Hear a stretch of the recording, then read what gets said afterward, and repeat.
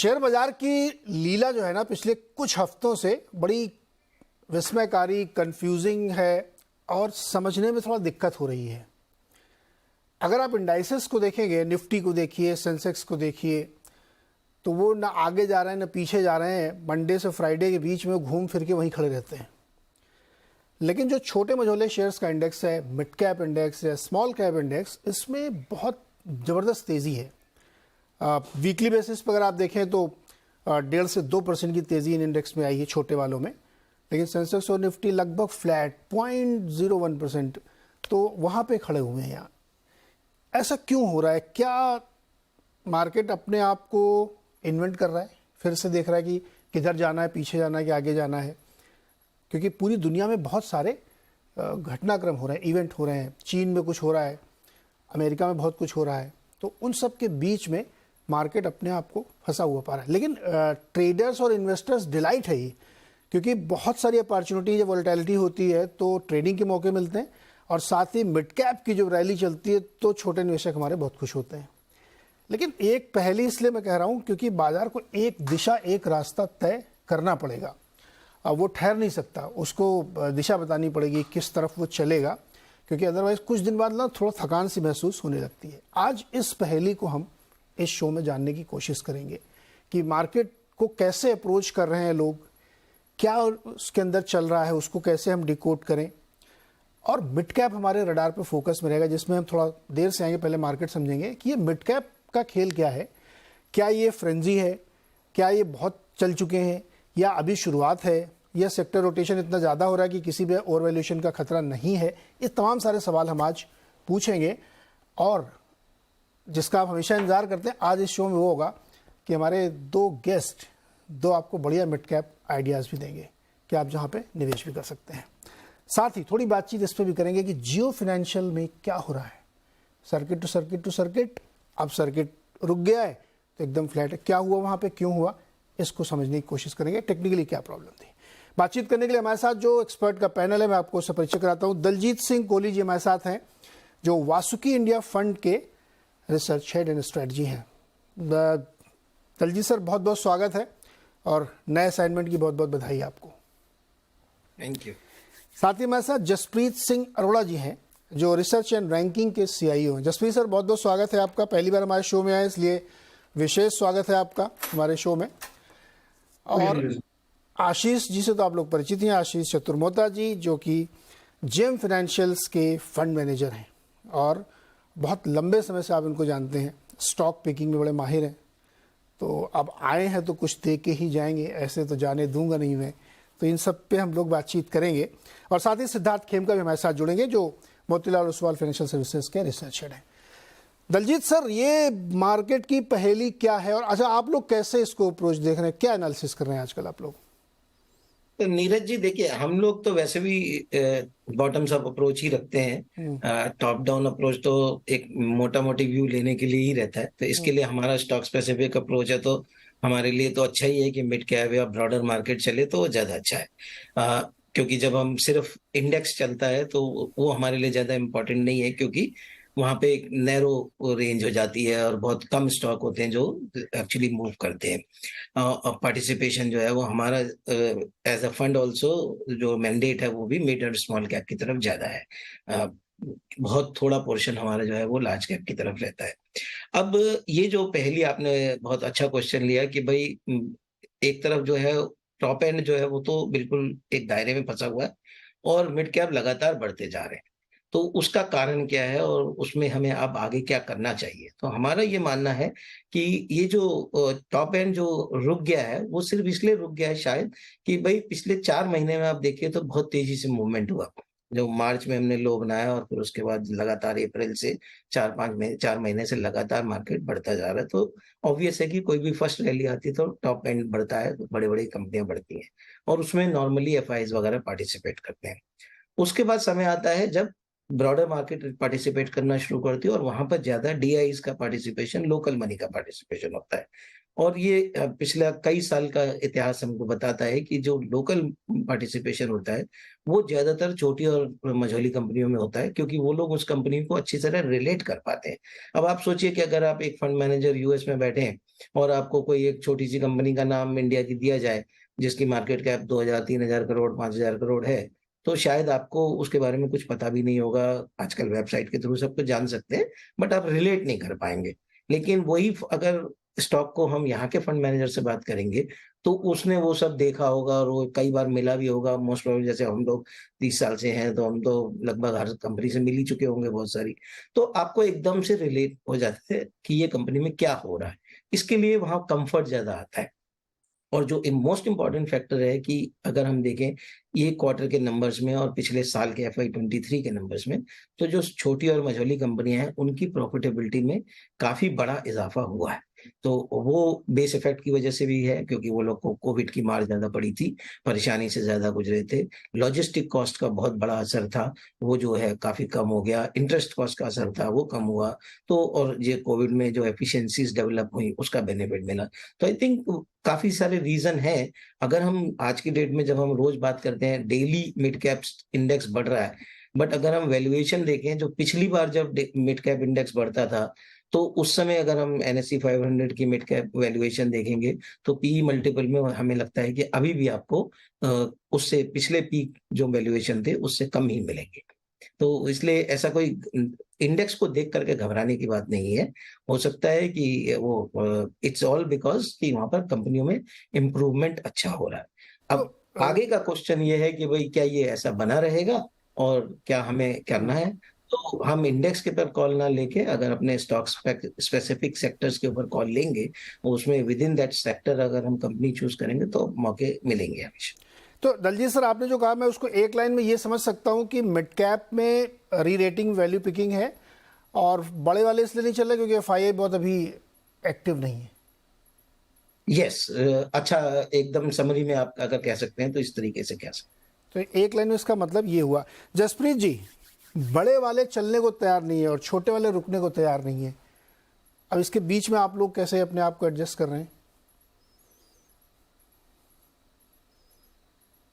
Research and writing में portfolios बनाते हैं, वो मल्टी कैप पोर्टफोलियोज बनते हैं जिसमें कि 40, 50, 60% उस रेंज में लार्ज कैप का कंपोजिशन रहता है।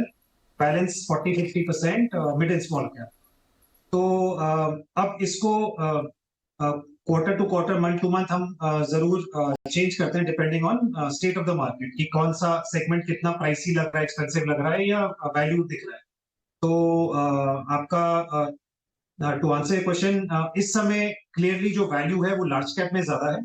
तो हमारा मिनिमम 60% आज के दिन में is going towards large cap. और जो with in mid and small cap, उसमें स्मॉल कैप की मात्रा अगेन थोड़ा ज्यादा कम है, बिकॉज स्मॉल कैप एक ऐसा स्पेस है जहाँ पे बहुत केयरफुल रहना पड़ता है। मार्जिन ऑफ एरर बहुत बहुत कम है। तो इसलिए और उसमें बहुत लंबे टाइम तक अगर आप पोर्टफोलियो में रखेंगे तो ही रिटर्न्स का ज्यादा अपेक्षा रहती है, उसकी संभावना रहती है। Mid caps on the other hand इसमें काफी प्रोटेक्टेड रहते हैं। उसमें क्या, मिड कैप आज के दिन में ऐसे भी है कि जहाँ पे FIs भी आ गए हैं, DIs भर के हैं, राइट, और लार्ज PMSs हैं, तो उधर लिक्विडिटी अच्छी खासी मिल जाती है। प्रमोटर्स की क्वालिटी बहुत अच्छी है, ट्रांसपेरेंसी बहुत अच्छी है, उनके डिस्क्लोजर स्टैंडर्ड्स बहुत अच्छे हैं। तो मिड कैप हमारे हिसाब से एक परफेक्ट बैलेंस दे देता है, जो लार्ज कैप की जो खूबियां हैं उसका और जो स्मॉल कैप की खामी है उसका, उसको अवॉइड करता है। सो वो हमें परफेक्ट एक बैलेंस दे देता है। तो at any point of time हम उसको प्रेफर करते हैं एंड लार्ज कैप के साथ संतुलन बना के, एंड जो भी बैलेंस है वो स्मॉल कैप के साथ रख के चलते हैं। तो आज के दिन में to answer your question again, large cap में एंड सेलेक्ट मिड कैप में ज्यादा अपॉर्चुनिटीज हैं। और एट द सेम टाइम इस मार्केट में नीरज जी एक बहुत इंपॉर्टेंट चीज है, जो एक्साइटमेंट में, यूफोरिया में, या इस समय जो चल रहा है मिड एंड स्मॉल कैप में, लोग थोड़ा भूल जाते हैं। और अगेन हम लोगों को वापस उसको रीइटरेट करना पड़ता है कि मिस्टेक अवॉइड करें। तो पैसा खो देना या एक्साइटमेंट में ऐसी जगह डालना जहाँ पे you buying at the top, जैसे कहते हैं, ऑलमोस्ट एट द टॉप, चाहे वो वैल्यूएशन हो चाहे अर्निंग्स हो, वो अवॉइड करना भी सब अपने आप में एक स्किल सेट है, और वो अपने आप में भी एक टिक मार्क है जो करना चाहिए। जितना पैसा कमाना इंपॉर्टेंट है, उतना पैसे को कैपिटल प्रोटेक्शन करना भी इंपॉर्टेंट है, बिकॉज पैसे कमाने के मौके दोबारा मिलते हैं। बट एक बार उसमें कैपिटल इरोजन हो जाता है तो there is both financial and emotional loss. तो putting pieces together, yes, large cap and mid cap में ज्यादा है, स्मॉल कैप में थोड़ा इस समय काफी ओवर एक्साइटमेंट है, तो थोड़ा संभल के चलना चाहिए। जी जसप्रीत जी, बहुत अच्छी बात आपने कही। हम लोग भी हमेशा कहते हैं कि मिड कैप स्मॉल कैप में संभली, लेकिन आजकल के जो लड़के हैं ना, जो नए नए सब 10 करोड़ जो डीमैट खुले हैं, उसमें से कम 3 करोड़ जो अभी कोविड के दौरान जुड़े हैं, 3-4 करोड़, ये लोग हमको ही उल्टा सिखाने लगते हैं कि आरबीएनएल आपने 25-30 रुपये मना किया था, अभी वो 100 रुपये से ऊपर हो गया। आपने कहा था एचएएल मत लेना, अब वो 4000 का हो गया है।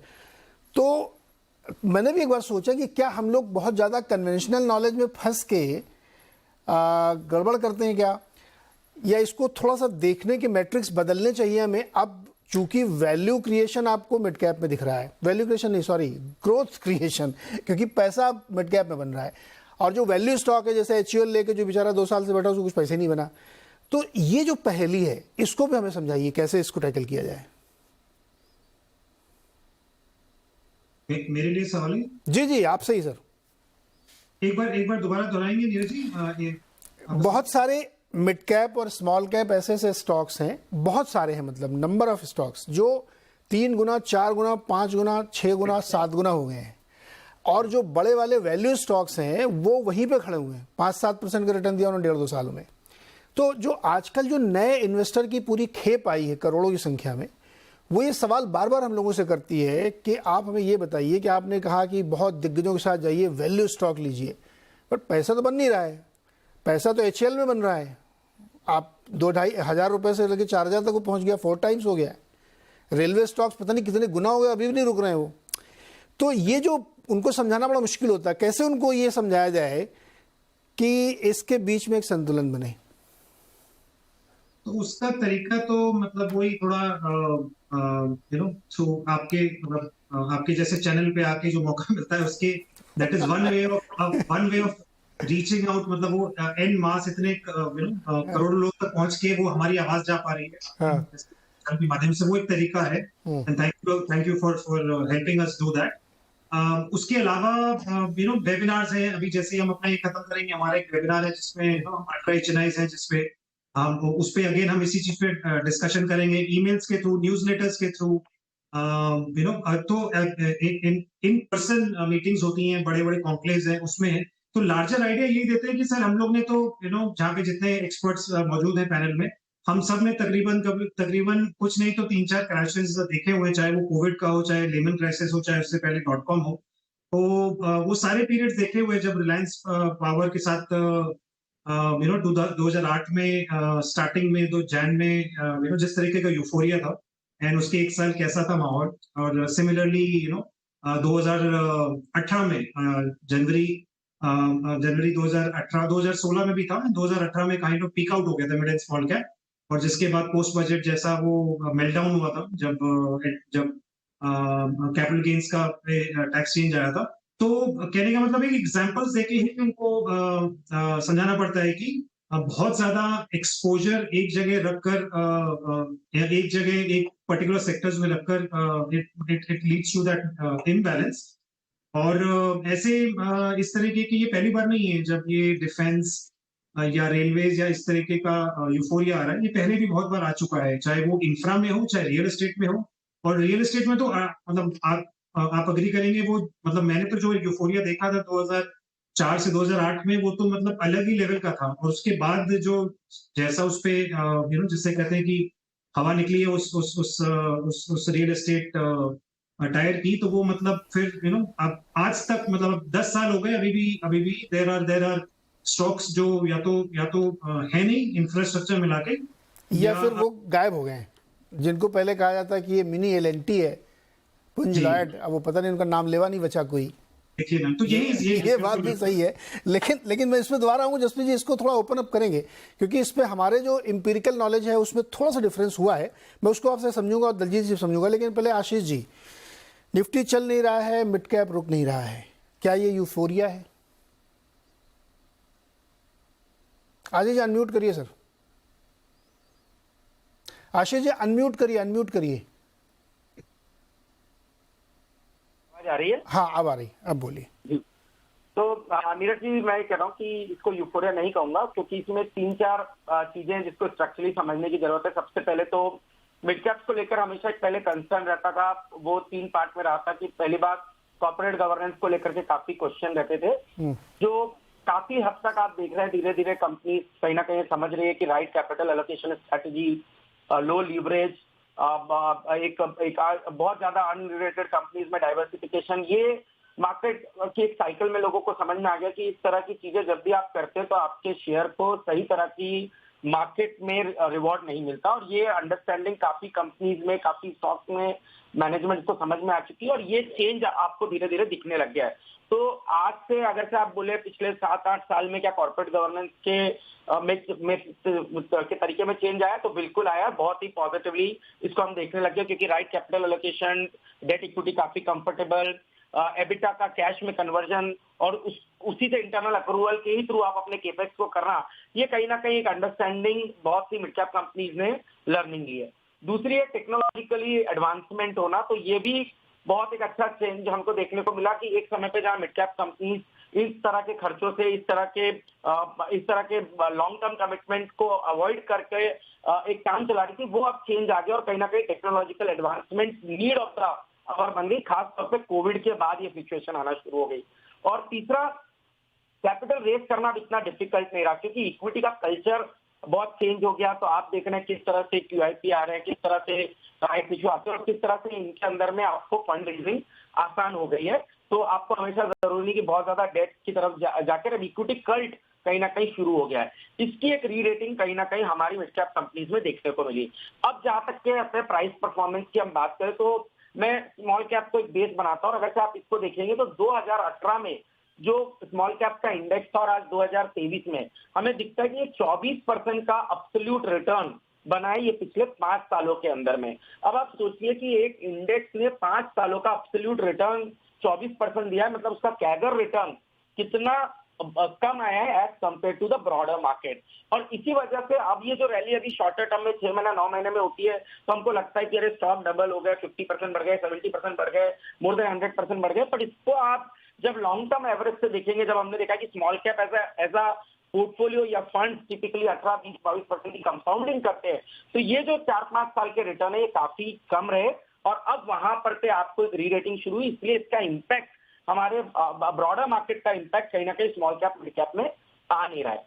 तीसरी बात है लिक्विडिटी। अब आप लिक्विडिटी को देखेंगे तो किस तरह से इन्वेस्टर्स में, पहली बात तो आपके जो डीमेट अकाउंट है या आपका जो फंड फ्लोज है वो काफी अग्रेसिव हो चुके हैं। साथ ही साथ उसमें भी ये हुआ है कि डेट फंड और लार्ज कैप इक्विटी से पैसा निकल के स्मॉल और मिड कैप फंड की तरफ एलोकेशन शुरू हुआ और ये लिक्विडिटी कहीं ना कहीं इन स्टॉक्स को काफी सपोर्ट कर रही है। तो थोड़ा फंडामेंटली भी काफी स्ट्रांग होना शुरू हुआ, साथ में लिक्विडिटी का एक पॉजिटिव एडवांटेज मिला और कहीं ना कहीं कॉर्पोरेट गवर्नेंस की जो प्रैक्टिस है इसका भी इम्पैक्ट इन कंपनीज को देखने को मिला। मैं आपको नीरज जी नाम तो नहीं लूंगा, पर आज से 3 साल पहले जिन कंपनीज को हम ये सोच कर नहीं लेते थे कि ये थोड़ा कॉर्पोरेट गवर्नेंस का इशू है, और जो कंपनी हमने 150 रुपए पे या 200 रुपए पे इसलिए छोड़ दी कि पता नहीं ये कंपनी क्या करेगी, उसको इवेंचुअली हमने जाके 350 पे खरीदा। जब हमने देखा कि कैपिटल एलोकेशन स्ट्रैटेजी काफी अच्छी हो गई है, कंपनी कैश फ्लो जनरेट करने लग गई है और इसी कैश फ्लो से केपेक्स साइकिल नई शुरू हुई है। तो जब ये चीजों का डेवलपमेंट और चेंजेस आप देखने लगते हो और साथ ही साथ किस तरह के ऑडिटर इन कंपनी को ऑडिट कर रहे हैं, तो सडनली आप देख रहे हैं जो टॉप ग्रेड के अच्छा एक चीज आशीष जी, क्या मैं आपकी बात को क्या ये समझूं कि पिक्चर अभी शुरू हुई है या पिक्चर सही नहीं थी पहले वाली, क्या है ये? बिल्कुल, देखिए पिक्चर सही नहीं थी से ज्यादा था कि पिक्चर पहले एक ट्रेलर था। हाँ। और अब पिक्चर अब शुरू हुई है और ये स्टोरी इंडिया की और जो स्मॉल मिड कैप की अच्छी कंपनीज की आने वाले 3-5 साल चलेगी। करेक्शन तो आएंगे नीरज जी, देखिए वो अलग पार्ट है, बट मेरा मानना है स्मॉल और मिड कैप का आउट परफॉर्मेंस लार्जर कैप से कंटिन्यू रहेगा और अच्छी तरह से बरकरार रहेगा। हाँ, थोड़ा आपको सेक्टर को सही समझना जरूरी है। जैसे आपने केपेक्स की थीम की बात करी, रेलवेज की बात करी, तो इस तरह का सेक्टर रोटेशन होगा और उसके लिए तो डेफिनेटली आपको अच्छे कहीं ना कहीं जिसको हम कहते हैं मार्केट एक्सपर्ट फंड मैनेजर, उनकी थोड़ी कहीं ना कहीं हेल्प करनी पड़ेगी। पर ये बात सही है कि सेक्टर एलोकेशन आपने सही कर लिया, ढूंढ लिया, तो स्मॉल मिड कैप में बहुत अच्छा पैसा बनता हुआ नजर आ सकता है। खेमका जी, क्या है मार्केटिंग पहली, कैसे आप लोग अप्रोच कैसे कर रहे हैं आजकल मार्केट में? आप लोग दिन भर क्या करते हैं? मतलब जैसे हम लोग तो बहुत समय तक देखते रहते हैं कि यार ये हो क्या रहा है इधर, तो आप लोग कहते करें यार ये टाइम पास मत करो, चलो बढ़िया स्टॉक ढूंढते हैं, मिड कैप आइडिया कुछ, या कोई बड़े वाले भी चल रहे होंगे वहाँ ढूंढते हैं, क्या इस समय अप्रोच क्या मार्केट का आपका? जी जी नीरज जी, देखिए अभी जो पैनलिस्ट बोल रहे थे मैं बिल्कुल उनसे सहमत हूँ। मार्केट में हमने देखा नहीं, एक मिनट रुकिए खेमका जी, हमारे 3 पैनलिस्ट ने अलग अलग व्यू दिए हैं, आप किससे सहमत? सबसे नहीं सहमत हो सकते, आप क्लियरली बताइए मुझे। सबसे तो थोड़ा थोड़ा सबसे सहमत और सबसे ज्यादा ये बेस्ट आशीष जी स्ट्रेटजी से है। सहमत हूँ।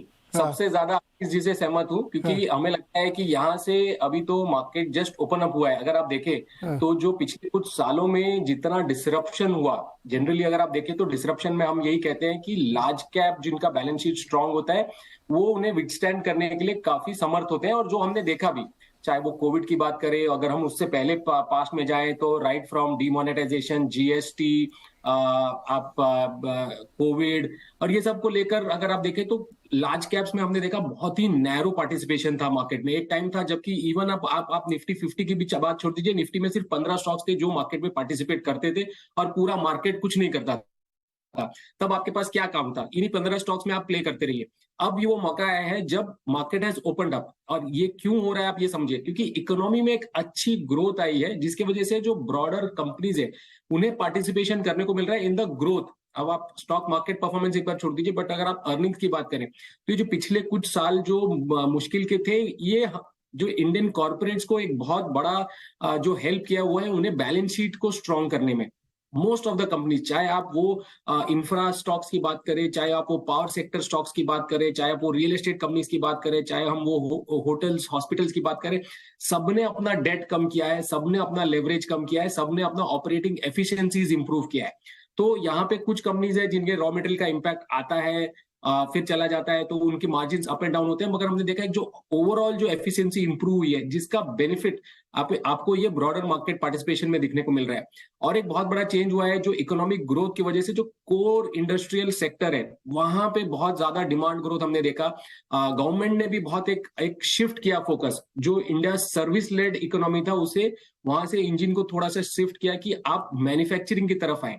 और ये मैन्युफैक्चरिंग से क्या होता है कि आप नॉट ओनली जो मेन कंपनी है जो मैन्युफैक्चर करती है उसको बेनिफिट मिलता है, उसके साथ एक इकोसिस्टम होता है जो पूरा एंसिलरी यूनिट होती है जिसे पूरा बेनिफिट मिलता है, जॉब क्रिएशन होता है। अगर एक सर्विस कंपनी को एक्सपोर्ट्स ऑर्डर मिलती है जितना जॉब नहीं क्रिएट होता है, एक मैन्युफैक्चरिंग कंपनी को जितना अगर ऑर्डर बुक मिलता है उससे काफी मल्टीपल टाइम्स जॉब क्रिएशन होता है, काफी मल्टीपल कंपनीज को बेनिफिट मिलता है। तो ये सबको देखिए, अगर आप देखें तो यहाँ पे एक इकोनॉमिक ग्रोथ जो हमने देखा पिछले 2 सालों में, और यहाँ से अब जो इकोनॉमिक ग्रोथ आएगी पिछले अगले 3-4 सालों में, तो definitely broader market, mid cap, small caps, आप देखिए कितने नीश सेक्टर्स हैं जहां पे मार्केट लीडर इटसेल्फ एक स्मॉल कैप या एक मिड कैप कंपनी है, जहां पे लार्ज कैप में उस सेक्टर का पार्टिसिपेशन ही नहीं है। डिफेंस में आप एक L&T बोलेंगे लेकिन वो कैपिटल गुड स्पेस में सबसे बड़ा प्लेयर है, डिफेंस एक बहुत छोटा उसके लिए स्पेस है।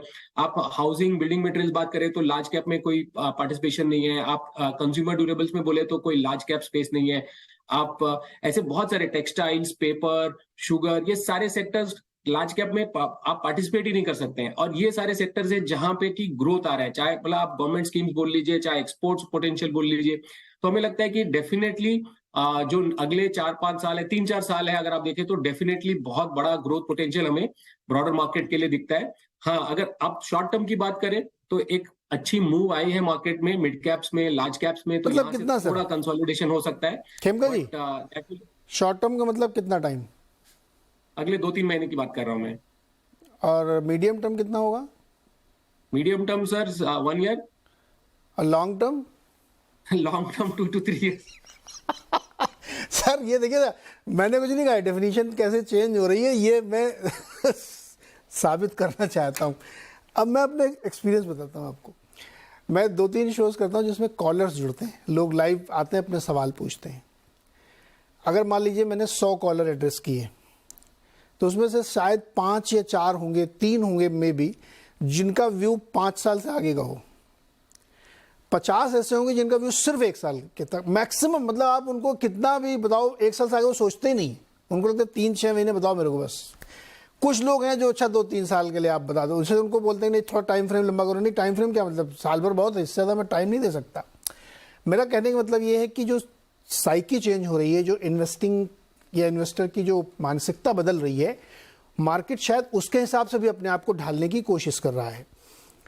क्योंकि बहुत सारी जगहों पर हम लोग ऐसा देखते हैं कि जो इन्वेस्टर है या जो ट्रेडर है वो फंसने के लिए तैयार नहीं है। उसको भी मालूम है कि अगर देर तक रुके तो फंस जाएंगे, तो इसलिए वो 2 रुपये में पैसा काट लेगा अपना। मेरे को ज़्यादा नहीं चाहिए, आज दिन के 5,000 बन गए बहुत है मेरे, अब आप अपना देखो, कल की दुनिया कल देखी जाएगी। The change is constant and we have to address this change, है ना। जसप्रीत सिंह जी बताइए, ये मिड कैप इन्वेस्टिंग क्या है? ये जो बदलता हुआ तो परिदृश्य आपके सामने में रखा, और रियलिटी आप किसी भी सिंपोजियम में, कॉन्फ्रेंस में पूछिए, आप साल भर से किसी के पास टाइम नहीं है। तो ये कैसे एड्रेस कर रहा मार्केट अपने आप में? तो आपका सवाल है कि ये जो मिड, जैसे दार जी का था, मैं एक मिनट जसप्रीत जी, एक और उदाहरण देता हूं मैं आपको। पहले रेलवे स्टॉक या फर्टिलाइजर स्टॉक की रैली साल में 1 हफ्ते की होती थी, बजट से पहले। अब वो चले जा रही है ना, थोड़ा सा चेंज आया उसमें। और उसमें जो भी हम लोग बात कर रहे हैं इन्वेस्टर्स की, ट्रेडर्स की, वो उसमें पार्टिसिपेट करता है, आता जाता रहता है। मुझे नहीं लगता कि आरवीएनएल जैसे, मैं एग्जांपल दे रहा हूँ खाली, कि कोई 20 रुपए से घुसा होगा और अभी तक खड़ा होगा, वो उसने दिन में 5-6 बार ट्रेड कर लिया होगा अब तक वो।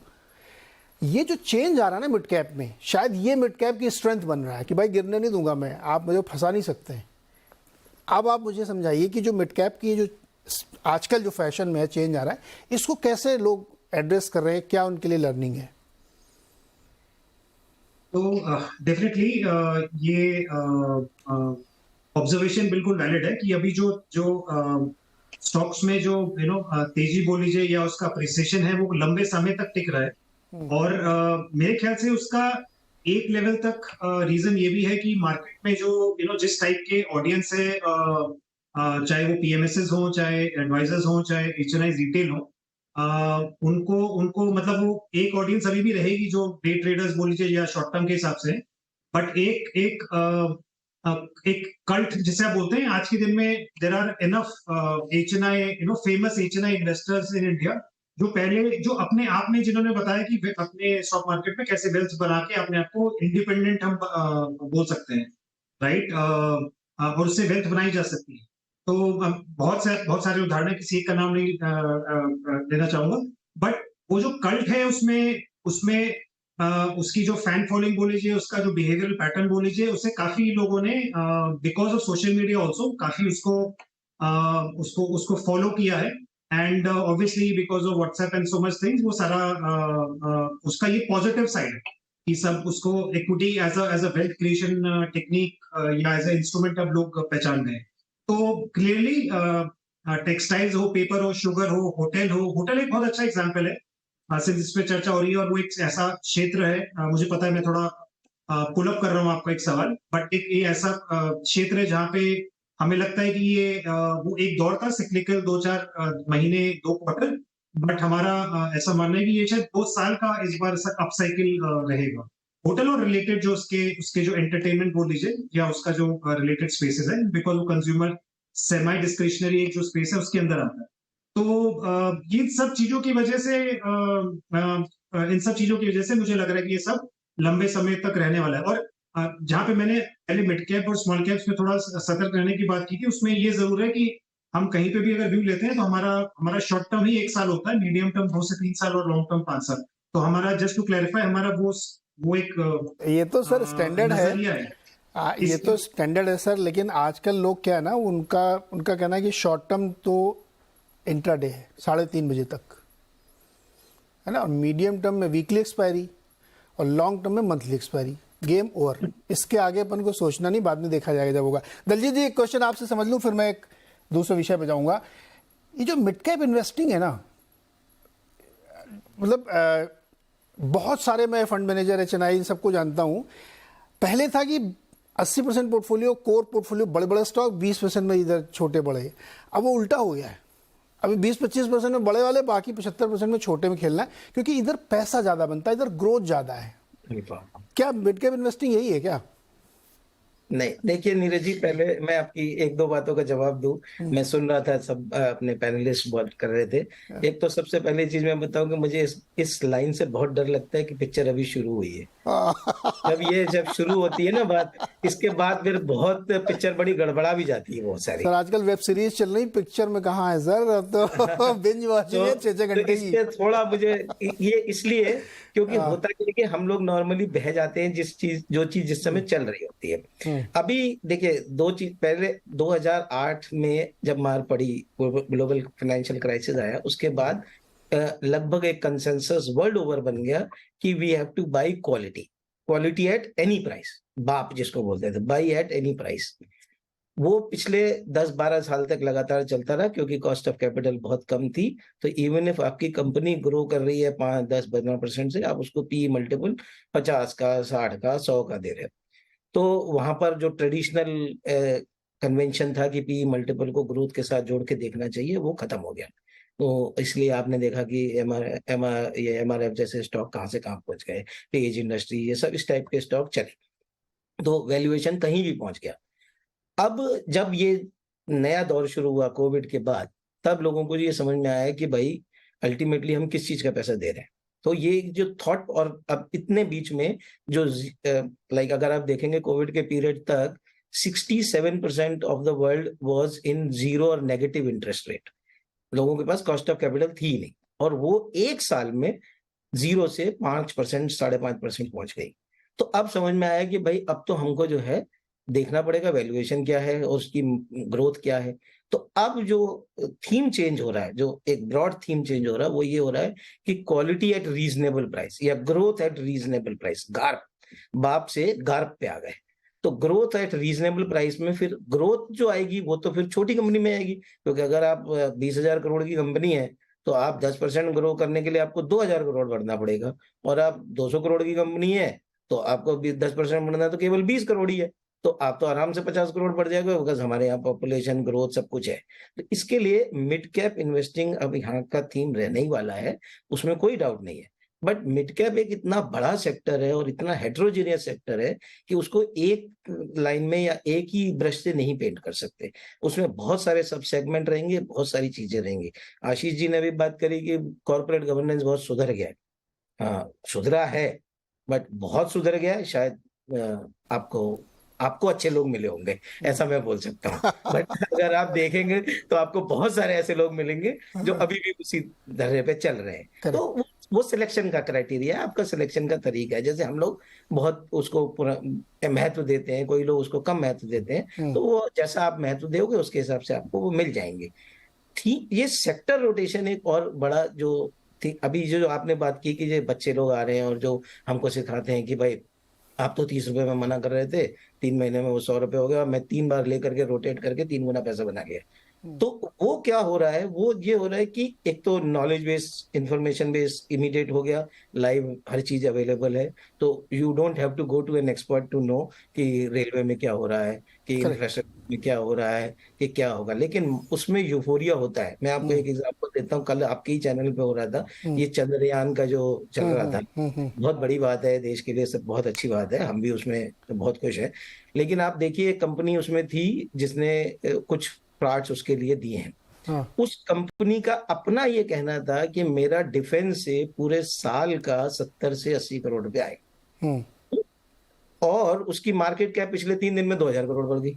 यस, 670 करोड़ का उसका था कि मैंने पूरे साल का कुछ अगले 2-3 साल में मैं 500-600 करोड़ का डिफेंस ऑर्डर आ सकता है जी। चंद्रयान की पूरे की कीमत 615 करोड़ है, और मार्केट कैप क्या हुई, 50,000 करोड़ बढ़ गई। तो ये यूफोरिया। अब इसमें क्या है, तो जो बच्चे लोग या जो लोग भी ट्रेडर जो भी लिए, वो तो पैसा कमा के निकल गए। तो उसके बाद वो बोले भाई मेरा तो पैसा हजम हो गया ना, अभी इससे आपकी लॉजिक को रखो आप अपने पास। मैंने कमा लिया अपने पास, मेरा हो गई कमाई, राइट। अब हम जैसे लोग कहेंगे कि नहीं हमको तो, क्योंकि हमें लेकर के रख के 2 साल बाद बेचना है, तो 2 साल बाद तो ये भाव रहेगा नहीं, तो हम क्या करेंगे। तो इसके लिए ये थोड़ा जो मोमेंटम जो वाला जो गेम है ये थोड़ा चल रहा है, और हमारा मार्केट भी कुछ इस तरीके का हो गया कि 90% डेरिवेटिव्स की तरफ और डे टू डे ट्रेडिंग की तरफ बढ़ रहा है। एग्जैक्टली दलजीत सर, बहुत ही इंटरेस्टिंग पॉइंट रखा हमने, इस पे तो बहुत लंबा एक शो भी किया था, 1 घंटे में उसमें बात भी की कि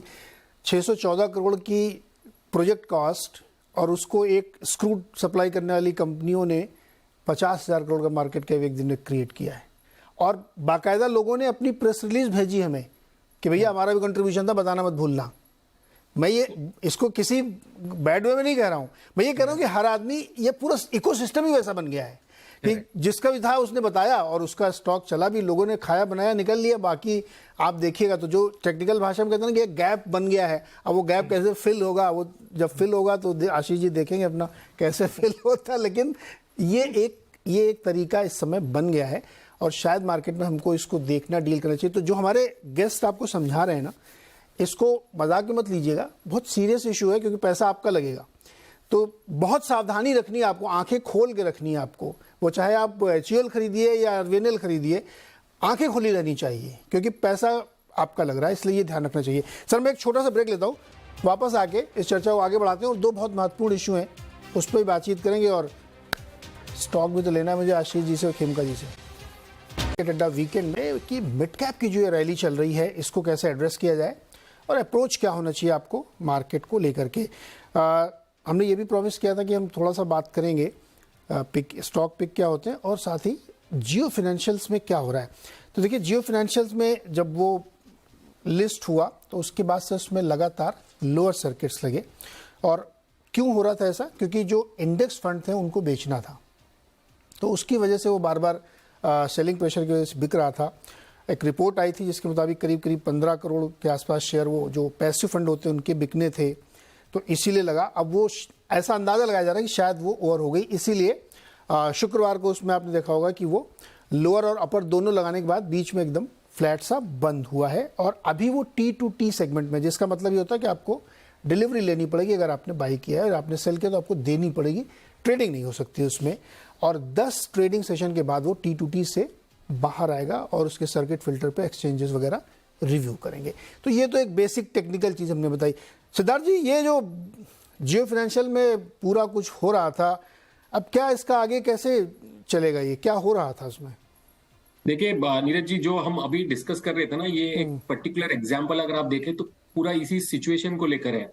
जो कंपनी के शेयर प्राइस जो है वो फंडामेंटल ड्रिवन नहीं है, ये एक डिमांड सप्लाई है। कंपनी एक इंडेक्स स्टॉक से डीमर्ज होके मिली, अब वो सारे इंडेक्स फंड के को अलॉटमेंट हुआ और ना कि इंडेक्स फंड्स। अगर आप देखें तो सम ऑफ द ग्लोबल फंड, चाहे वो FTSE का फंड हो, चाहे वो MSCI का फंड हो, अब ये सबको ये शेयर्स मिला है। अब या तो कोई इन्हें रखेंगे या नहीं रखेंगे। इंडेक्स फंड से तो अब हमने जो BSE और NSE ने कहा है कि ये इनको अपने इंडेक्स से द डे ये सर्किट नहीं लगेगी उसके बाद ये इसको इंडेक्स से निकाल देंगे, तो डेफिनेटली एक राउंड ऑफ सेलिंग आएगा।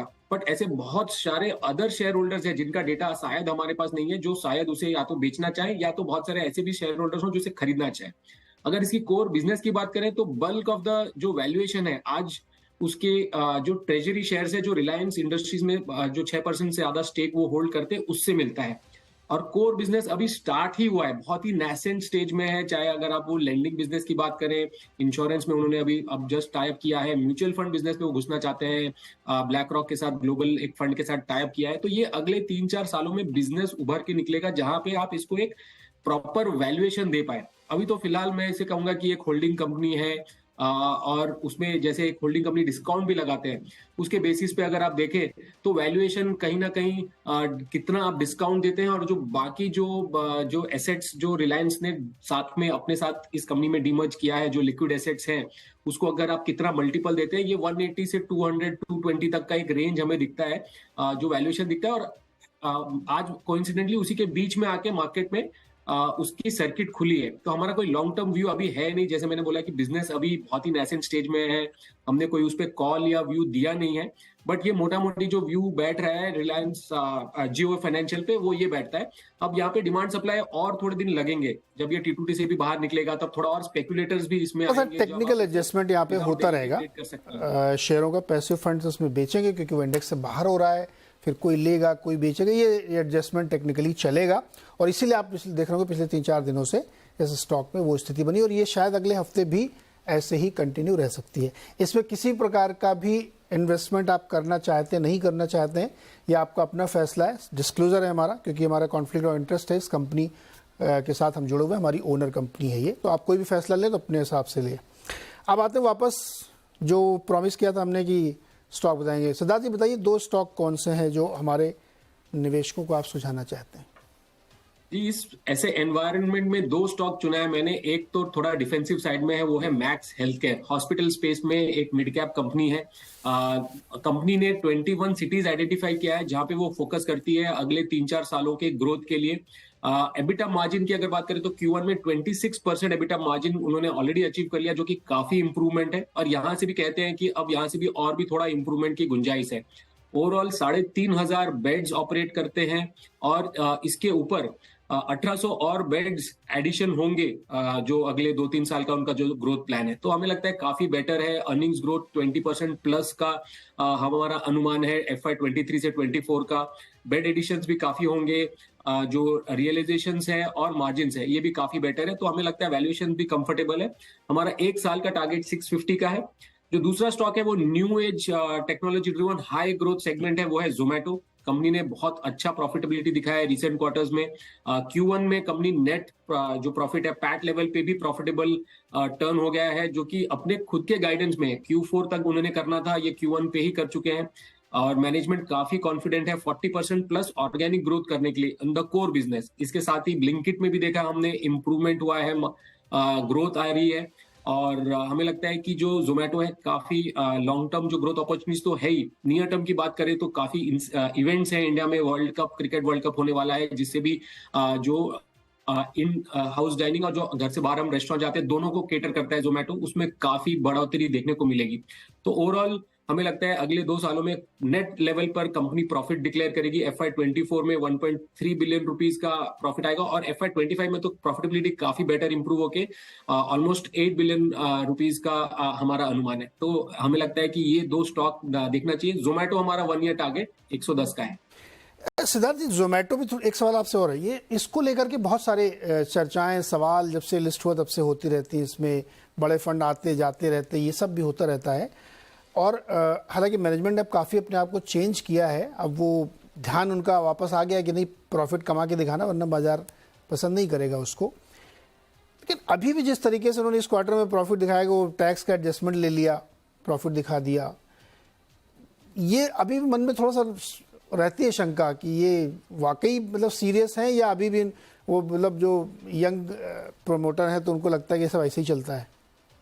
नहीं, देखिए नीरज जी, डेफिनेटली एक शंका थी मार्केट में, अभी भी है। मैं नहीं कहूंगा कि शंका चली गई है, बट एक जो इंटेंट था, जब अगर आप देखें, चाहे वो जोमेटो की बात करें, चाहे वो पेटीएम की बात करें, तो जब वो मार्केट में आए थे उनका एटीट्यूड था कि हमें सिर्फ ग्रोथ चाहिए, प्रॉफिटेबिलिटी को देखेंगे।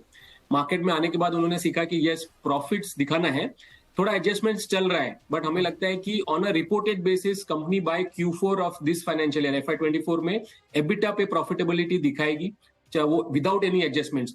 तो वो एक पाथ टू प्रॉफिटेबिलिटी है। अगर आप देखें तो जोमेटो ने अपने प्राइसेस रेज किए हैं, डिलीवरी चार्जेस हाइक किए हैं, जो वो प्राइस चार्ज करते हैं अपने रेस्टोरेंट पार्टनर से, वहां पे भी रियलाइजेशन इंप्रूव किया है। तो ये जो ओवरऑल जो ड्राइव है, ये प्रॉफिटेबिलिटी के तरफ जाने के लिए है। और जो अनरिलेटेड जो स्पेंडिंग था, जो कैश बर्न होता है स्टार्टअप्स का, वो काफी कम हुआ है। डेफिनेटली एक रिस्क होता है इन सब कंपनीज में, अगर कोई नया प्लेयर आता है, कंपटीशन आता है, तो वो कैश बर्न की वजह से प्रॉफिटेबिलिटी वापस थोड़ी सी डिले हो सकती है और स्टॉक प्राइस पे वापस इंपैक्ट आ सकता है। बट अभी फिलहाल तो ऐसा कुछ दिख नहीं रहा है। डेफिनेटली शेयर होल्डर्स के नाम अगर आप बोले तो कुछ बाइंग हो रही है, कुछ सेलिंग भी हो रही है। और हमने अभी आज ही न्यूज पढ़ रहे थे कि कुछ शायद सॉफ्ट बैंक का सेलिंग आ सकता है मंडे को जोमेटो में। 2-3 और बायर्स हैं जो कि ब्लिंकिट के एक्विजिशन की वजह से उन्हें शेयर्स मिला है, और उनका जो लॉक इन पीरियड है वो आज फ्राइडे खत्म हुआ है। पर हमें लगता है कि ये जो अगर आप मार्केट में देखें पिछले कुछ दिनों में जो बड़े जो पुराने इन्वेस्टर्स एग्जिट कर रहे हैं, उसके सामने जो न्यू इन्वेस्टर्स आ रहे हैं, बहुत काफी बेटर डिमांड है और ओवरहैंग खत्म होता है, स्टॉक प्राइस में एक अच्छी मोमेंटम देखने को मिलती है। जी, तो एक अपॉर्चुनिटी है। एक दिन हम इसमें शो ही करना चाह रहे थे कि कोफोर्स से पूरा माल बेच के निकल गया, उसके बाद भी स्टॉक ऊपर था। ये भी अपने आप में एक बहुत दलजी जी देख रहे हैं ना आप, ये यही मैं आपसे कह रहा था कि नए ज़माने में बहुत डिफरेंट चीज़ें चल रही हैं इसमें, तो उसको भी एक दिन डिटेल में समझेंगे। अच्छा, इससे पहले कि मैं आशीष जी के बाद जो स्टॉक में थोड़ा सा सस्पेंस बना के रखते हैं, मैं जसप्रीत जी समझना चाहता हूँ। जसप्रीत जी, कोई ऐसा सेक्टर आपको इसमें लगता है जो सबसे राइजिंग हो, विदाउट नेमिंग स्टॉक, कि आपको लगता है ये सेक्टर बहुत प्रॉमिसिंग है, इस पर ध्यान रखना चाहिए? थैंक यू ये सवाल पूछने के लिए, क्योंकि ये मतलब अभी जो डिस्कशन चल रहा था उसी से रिलेटेड है। तो डिस्क्लेमर फर्स्ट, मतलब कि ये जो सेक्टर जिसे हम थीम बोले, सेक्टर बोले, ये हाई रिस्क के हिसाब से इसको लेना चाहिए, स्टैगर्ड बाइंग के हिसाब से रखना चाहिए, विच मीन्स अगले कुछ हफ्ते कुछ महीनों तक बाइंग करेंगे तो बेहतर रहेगा, और कम से कम 3 से 5 साल का व्यू लेंगे तो बेहतर है, राइट। मैं जिसकी बात कर रहा हूँ वो कुछ नया नहीं है, वो है ये प्लेटफॉर्म कंपनीज, या जैसे हम डिजिटल प्लेटफॉर्म कंपनीज बोलते हैं, चाहे वो कंज्यूमर टेक हो, फिनटेक हो, लाइक ट्रैवल टेक हो, वो सारी स्पेस की मैं बात कर रहा हूँ। इसमें ऑब्वियसली चॉइसेस रहेंगी, बट रिटेल इन्वेस्टर के लिए अगर मैं इसको शॉर्ट में अगर बहुत सिंपल करके एक सजेशन दूं, तो इसको बास्केट अप्रोच ली जा सकती है। इसमें जितने भी नाम है, जितने भी लिस्टेड नाम है, सब अपने आप में लीडर है, राइट। अभी फिलहाल नंबर 2 या उसके टक्कर का भी खिलाड़ी लिस्ट नहीं हुआ है इन सारी स्पेसेस में, अगर आप देखिए तो फिलहाल बास्केट लेके चलेंगे तो अच्छा है। उसकी क्विक रीजंस बता देता हूँ कि इस समय जो 2 साल पहले जो माहौल था, जब ये सब लिस्ट हुए थे, तब इंटरेस्ट रेट्स बिल्कुल बॉटम में थे, और माहौल ऐसा एकदम उसके बाद से इंटरेस्ट रेट्स ऊपर जाते गए और ये सारे स्टॉक्स अंडर प्रेशर आए। आज माहौल ऐसा है कि इंटरेस्ट रेट्स तकरीबन पीक पे हैं, होपफुली अगले 1 साल में ये कम से कम 50 to 100 बेसिस पॉइंट्स नीचे आएगा, और इसकी सेंसिटिविटी बहुत ज्यादा रहती है इन प्लेटफॉर्म कंपनीज की to the movement in interest rates. ये है point number 1। Point number 2, Siddharth ji ने बोला, काफी सारी ऐसी कंपनीज है जो पाथ टू प्रॉफिटेबिलिटी का डायरेक्शन दे रही है, एबिटा हो, नेट प्रॉफिट हो, कैश फ्लो हो, और वो बहुत क्लियर क्वार्टर बता रही है कि किस क्वार्टर में वो टारगेट कर रही है, और काफी समय का ऐसा हो रहा है कि वो पहले से ही अचीव कर पा रही है। ट्रांसपेरेंसी इंप्रूव हो गई है, डिस्क्लोजर स्टैंडर्ड्स इंप्रूव हो गए, वो किस तरीके से हर क्वार्टर में आके अपना पूरा बताते हैं कि मूवमेंट कैसा हो रहा है उनके मार्केट शेयर का, उनके मार्जिन का, वो बहुत बहुत इंप्रूव हो गया है। एंड लास्टली, जैसे आपने एकदम सही पकड़ा, ये जो अभी हुआ है मिड कैप आईटी कंपनी का जो कल हुआ ओवरहैंग, लेट्स से बेरिंग्स ने अपना माल बेच दिया, उसके बावजूद स्टॉक 9 से 10% चल गया है। वो भी कहीं ना कहीं इन सारी कंपनीज पे ओवरहैंग धीरे धीरे चला जाएगा। जब एक पॉइंट तो ऐसा आएगा ना कि जब वो बड़ा ब्लॉक का जो ओवरहैंग है वो चला जाएगा, चाहे वो 1 क्वार्टर बाद हो या 1 साल बाद। एक बार जैसे वो एक ट्रिगर आएगा कि इसमें ओवरहैंग नहीं है, वहां से ये एक बड़ा मूवमेंट ले सकता है। तो इसलिए इंपॉर्टेंट है कि इस पे 3 साल या ज्यादा का व्यू ले, बट इसमें हमारे हिसाब से एक सुपर नॉर्मल रिटर्न्स बनने की बहुत संभावना। लंबा व्यू लेंगे तो बनेगा। अब थोड़ा अपना सर खुजलाइए, मेहनत करिए, हमने आपको नदी के पास पहुंचा दिया है, बाल्टी निकालिए, पानी भरिए और पी लीजिए। और रेडीमेड पानी चाहिए तो आशीष जी के पास चलते हैं। आशीष जी बताइए फटाफट 2 स्टॉक कौन से हैं? तो नीरज जी, सबसे पहले डिस्क्लोजर दूंगा कि ये स्टॉक हम जो डिस्कस करेंगे वो हमारे पोर्टफोलियो के अंदर में, और जो रिकमेंडेशन है ये बाय सेल की रिकमेंडेशन नहीं है, पर स्टॉक के डिस्कशन हमें स्टॉक अच्छे लगते हैं और पोर्टफोलियो में हम रखते हैं। तो हम जो प्ले कर रहे हैं स्टॉक, एक है केईआई इंडस्ट्रीज, जो हमें काफी पसंद है, काफी समय से हमारे पोर्टफोलियो में है, केईआई और पॉलीकैप जैसे स्टॉक। और हमें लगता है कि ये जो पूरा इंफ्रा का केपेक्स का जो थीम है, जिसमें अभी गवर्नमेंट ने कहा इस साल बजट में करीब 10 लाख करोड़ का एक इन्वेस्टमेंट की बात की है, और ओवरऑल जो केपेक्स साइकिल चल रही है मैन्युफैक्चरिंग के अंदर, हमने बात की कि जीडीपी का कंट्रीब्यूशन मैन्युफैक्चरिंग से करीब 25% आना चाहिए। तो ये एक बहुत बड़ा ट्रिगर था पूरे केबल एंड वायर सेगमेंट में, और उसमें केईआई करीब 8% का मार्केट शेयर रखता है, और साथ ही साथ ये करीब $9 बिलियन का domestic cable and wire market है, इसके अंदर में इसका 8% मार्केट शेयर है। इसके अंदर में भी इनका जो रिटेल से जो सेल्स आता है वो करीब 47-45%, जो आने वाले दिनों में 50% का हो जाएगा, और वहां पे इनकी मार्जिन करीब 11.5% के आसपास आती है। और साथ ही साथ 17 से 18% का करीब एक्सपोर्ट का कंट्रीब्यूशन आता है। तो ये कहीं ना कहीं हमें लगता है कि जो पूरी इंफ्रा की थीम है, जिसमें इंफ्रा, रेजिडेंशियल रियल एस्टेट, आप रेलवेज की बात कर रहे थे, टेलीकॉम के अंदर में एक अपग्रेडेशन चल रहा है, डेटा सेंटर्स की बात करें, उसका एक proxy play wires and cables company होगी, और जिसके अंदर में केईआई बहुत ही वेल प्लेस्ड है। अब जैसे अगर इसकी छोटा डेटा पॉइंट में लूं तो इनकी कैश कन्वर्जन साइकिल पिछले 5 सालों में रही है करीब 90 दिनों की, जो कि एक बहुत ही कंफर्टेबल पोजीशन पे रही। जैसे हम बात कर रहे थे कि किसी भी कंपनी की आरओई 20% के ऊपर रहे तो एक बहुत कंफर्टेबल पोजीशन है, वो इस कंपनी के साथ बना रहा। और पिछले 5 सालों में कंपनी ने जो ऑपरेटिंग कैश फ्लो जनरेट किया वो करीब करीब 1500 करोड़ का किया। इसके सामने जो उन्होंने केपेक्स किया वो मात्र 400 करोड़ का किया। इसका मतलब फ्री कैश फ्लो कंपनी ने 1100 करोड़ रुपए के बनाए, और डेट जो है, लॉन्ग टर्म डेट जो है वो कंपनी के अंदर में 0 है। कैश एंड बैंक बैलेंस करीब 550 करोड़ का है। तो ये बहुत ही हेल्दी पोजीशन के साथ एक स्ट्रॉन्ग सेक्टर की टेलविंड का बेनिफिशियरी केईआई इंडस्ट्रीज है। हमें लगता है 12 से 13% की वॉल्यूम ओवरऑल ग्रोथ जो है वो डोमेस्टिक केबल एंड वायर के अंदर में देखने को मिलेगी, और जिसका एडवांटेज केईआई जैसी कंपनी को मिलेगा कि 17 से 18% का रेवेन्यू कैगर ग्रोथ आने वाले 3 से 5 साल कर सकता है। इस सबको ध्यान में रखते हुए मुझे लगता है कि केईआई इंडस्ट्रीज एक बहुत ही अच्छी मीडियम टर्म पिक साबित हो सकती है। स्टॉक सर करेंट करीब 2600 रुपए के आसपास ये स्टॉक है। लॉन्ग टर्म चार्ट जब हम देखते हैं तो 2300 रुपए पे एक बहुत बड़ा सपोर्ट बन चुका है, और मेरा मानना है कि 3100 से 3200 के लेवल आने वाले 6 से 9 महीनों में स्टॉक में देखने को नजर आ सकते हैं। जी, दूसरा स्टॉक क्विकली ये भी बता दीजिए। जी, वहाँ एनबीएफसी स्पेस में पूना वाला फिनकॉर्प रहेगा। हमने पहले भी इसकी काफी चर्चा की। हमें लगता है कि 130 से 35% का जो ईएम ग्रोथ का इन्होंने टारगेट रखा है वो बहुत ही प्रॉमिसिंग है। इनका जो रिटर्न ऑन एसेट है वो ऑलमोस्ट 4.5-5% का है। और अभी जब के मिस्त्री जी ने एज अ स्ट्रेटेजिक एडवाइजर इस कंपनी को ज्वाइन किया तो ये बहुत ही सिग्निफिकेंट री रेटिंग का यहाँ पर होना शुरू हो जाएगी।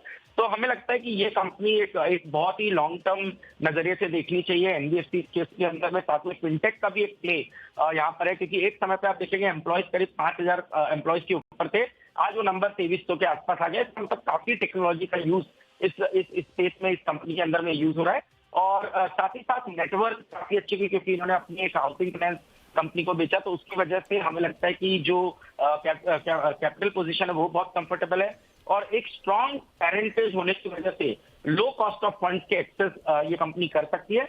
तो मुझे इसको देखते हुए लगता है कि एक लॉन्ग टर्म में पूना वाला फिनकॉर्प एक अच्छी पूना वाला कंपनी के अंदर साबित हो सकती है। पूना वाला फिनकॉर्प जो पहले मैग्मा फिनकॉर्प के नाम से जानी जाती थी, अब उसको पूना वाला जी ने खरीद लिया तो उसका नाम बदल गया है। दलजीत सर, एक छोटा सा कोई सेक्टर आप हमें सुझाइए। जी नीरज जी, देखिए जब मार्केट पीक पे हो तो उस समय, और हम specially mid cap small cap की बात कर रहे हैं, 4 महीने में लगभग बहुत सारे स्टॉक 60% 50% चल चुके हैं। तो वहां पर आपको थोड़ा कॉशियस रहना पड़ेगा और वो सेक्टर ढूंढना पड़ेगा जहां पर ये मूवमेंट नहीं आया है और किस वजह से नहीं आया। अगर वो वजह चेंज होने वाली है तो फिर आपको वहां देखना चाहिए। तो इस थीम के हिसाब से अगर हम देखें तो एग्रोकेमिकल एक ऐसा थीम है जहां पर हमें लगता है कि बॉटम आउट हो रहा है, डोमेस्टिक्स में भी और एक्सपोर्ट्स में भी। एक्सपोर्ट में हमने देखा कि बहुत सारी विदेशी कंपनियों ने अभी अपने गाइडेंस डाउनग्रेड करी। इसका मतलब जब कंपनियां अपनी गाइडेंस डाउनग्रेड करने लगती हैं तो वो फिर एक एंड ऑफ द साइकिल के पास ही पहुंचने वाला है। तो हो सकता है 1 या 2 क्वार्टर आपको वेट करना पड़े जब एक्सपोर्ट पिकअप होंगे। और डोमेस्टिक में हम लोग मानसून का इंतजार कर रहे थे। मानसून अभी ठीक ठाक ही रहा है, बहुत ज्यादा खराब नहीं रहा, बहुत अच्छा भी नहीं है। तो जो इन्वेंट्री का रैशनलाइजेशन होना था लोकल में, वो भी ऑलमोस्ट हो गया है। हमने देखा सबके रिजल्ट खराब आए, लगभग सभी कंपनियों ने बहुत ही खराब नंबर पेश किए। तो जब बहुत खराब नंबर आते हैं वही एक पॉइंट होता है जब वहां से टर्न अराउंड हो सकता है। तो मुझे लगता है कि यहाँ से एग्रोकेमिकल बॉटमिंग आउट की साइकिल पे है और उसमें आपको एक अच्छे स्टॉक्स मिल जाएंगे जो आपको अभी रीजनेबल वैल्यूएशन पे, इनफैक्ट बहुत सारे तो चीप वैल्यूएशन पे मिलेंगे, और वो आगे चल के आपको आने वाले समय में अच्छा रिटर्न दे सकते हैं। और दूसरा सेक्टर होगा फार्मा, जो अभी चलना शुरू हुआ है, पिछले 2-3 साल से नहीं चल रहा था। वहां पर स्ट्रक्चरल चेंजेस हैं कि एक तो हम देखें तो पिछले 2-3 कंपनियों में हमने देखा जो 2015-2018 से उनके प्लांट एफडीए के इश्यूज में फंसे हुए थे, इवन वो भी बाहर निकल गए हैं। मतलब एफडीए ने अपना काम अभी वापस, इन कंपनियों ने अपने आप को उस लेवल तक पहुंचा दिया है और एफडीए ने उसको अप्रूव किया है, तो वो बेनिफिट उनको मिलने लगेगा। और दूसरा जो लोकल अपना डोमेस्टिक मार्केट में जो ग्रोथ आ रही है, जो कंसोलिडेशन हो रहा है, वो सब उसका बेनिफिट आपको फार्मा सेक्टर में भी मिलेगा। तो वहां पे भी हमें लगता है ये अच्छी तेजी। तो एग्रोकेमिकल और फार्मा बहुत प्रॉमिसिंग सेक्टर है, इसमें कोई शक नहीं है। और एग्रोकेमिकल वाकई भी बिल्कुल नहीं चला है, उसमें बहुत सारे स्टॉक आप ढूंढेंगे ना तो आपको दिखेंगे कि तो हाईली अंडर वैल्यूड है, और आगे पता नहीं क्या क्या उसमें नैनो यूरिया और ये सब तमाम चीज़ें आनी है जो अच्छी ग्रोथ आपको दे सकती है। तो 4 स्टॉक और 4-5 सेक्टर्स आपके लिए मैंने रख दिए हैं जहां से आप चूज़ कर सकते हैं। लेकिन आखिरी में यही बात कहना चाहूँगा कि मिड कैप में पैसा लगाएं या स्मॉल कैप में या लार्ज कैप में, आंखें खुली रखें। लगा के सो जाने वाला दिन चला गया। मैं उस थ्योरी से बिल्कुल सहमत नहीं हूँ कि पैसा लगाओ और 20 साल तक भूल जाओ। उसमें आप दरअसल अपना बहुत नुकसान करते हैं पेपर पे, खाली वो पैसा दिखता रहता है आपको। तो चलिए, बहुत बहुत शुक्रिया सर आप सारे मेहमानों का हमारे साथ जुड़ने के लिए और हमारे दर्शकों को एजुकेट करने के लिए और टिप्स भी देने के लिए। अगले हफ्ते हम लोग फिर जुड़ेंगे और फिर किसी ऐसी 4-5 पहेलियों को सुलझाने की कोशिश करेंगे। एंजॉय द वीकेंड, हेल्दी रहिए, ध्यान रखिए अपने हेल्थ का। बहुत बहुत शुक्रिया सर।